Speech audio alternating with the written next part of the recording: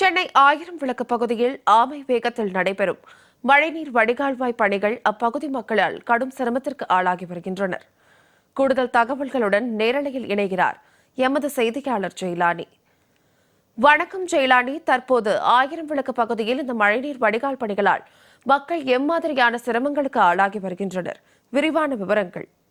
சார்லதா, சென்னை ஆயிரம் விளக்கு மாதிரிப்பள்ளி சாலையில் சுமார் 2 கிலோமீட்டர் அளவிற்காக இந்த மழைநீர் வடிகால் பணிகள் என்பது நடத்தப்பட்டு வருகிறது. இந்த மழைநீர் வடிகால் பணிகள் என்பது கடந்த 3 மாதமாக நடைபெற்று வருகிறது. ஒவ்வொரு பகுதிகளாக இந்த மழைநீர் வடிகால் பணிகள் என்பது நடத்தப்பட்டு வந்தாலும் கூட பெரும்பாலான இடங்களில் இந்த மழைநீர் வடிகால் பணிகள் என்பது ஆமை வேகத்திலேயே நடைபெற்று வருகிறது.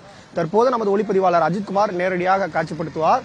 தற்போது நாம் இருக்கக்கூடிய பகுதி சென்னை ஆயிரம் விளக்கு மாதிரிப்பள்ளி சாலையில் இருக்கிறோம். இங்க இருக்கக்கூடிய அந்த குலாம் அப்பாஸ் அலிகான் 3வது தெரு பகுதியில் அந்த மழைநீர் வடிகால் பணிகள் என்பது கடந்த 20 நாட்களுக்கு மேலாக பள்ளங்கள் என்பது தோண்டப்பட்டு ஆபத்தான நிலையிலேயே இருந்து வருகிறது. இதனால் இப்பகுதி மக்கள் கடும் சிரமங்களை சந்தித்து வருகிறார்கள். குறிப்பாக மழை காலங்களில் மழைநீர் வடிகால் பணிகள் என்பது மேற்கொள்ளக்கூடாது என்பதாக தொடர்ந்து அறிவுறுத்தப்பட்டு வருகிறது. மேலும் மழைநீர் வடிகால் பணிகள் நடத்தக்கூடிய இடங்களில் பாதுகாப்பு ஏற்பாடுகள் என்பது முறையாக செய்யப்படும் வேண்டும் என்பது அறிவுறுத்தலாக இருந்து வருகிறது. ஆனாலும் கூட இந்த பகுதிகளில் இந்த மழைநீர் வடிகால் பணிகளுக்கான இந்த பாதுகாப்பு ஏற்பாடுகள் என்பது முறையாக இல்லாத சூழ்நிலை இருந்து வருகிறது. நாம் நேரடியாக பார்க்கலாம். பள்ளி கல்லூரிக்கு செல்லக்கூடிய அந்த மாணவ மாணவிகள் முதல் அனைவருமே ஆபத்தான நிலையிலேயே இந்த பகுதிகளில் சென்று வரக்கூடிய காட்சிகள் என்பது நம்மால் பார்க்க முடிகிறது.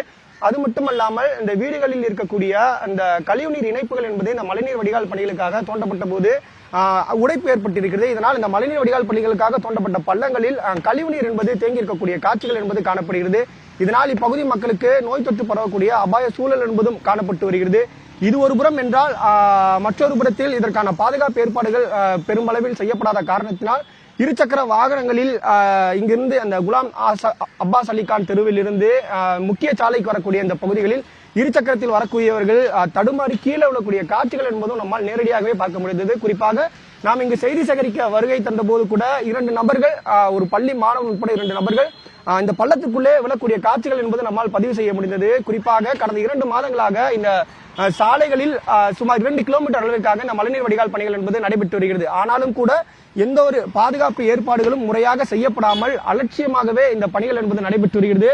ஒரு புறத்தில் மெட்ரோ வாட்டர் இருக்கக்கூடிய அந்த கழிவுநீர் இணைப்புகள் துண்டிக்கப்பட்டிருக்கிறது.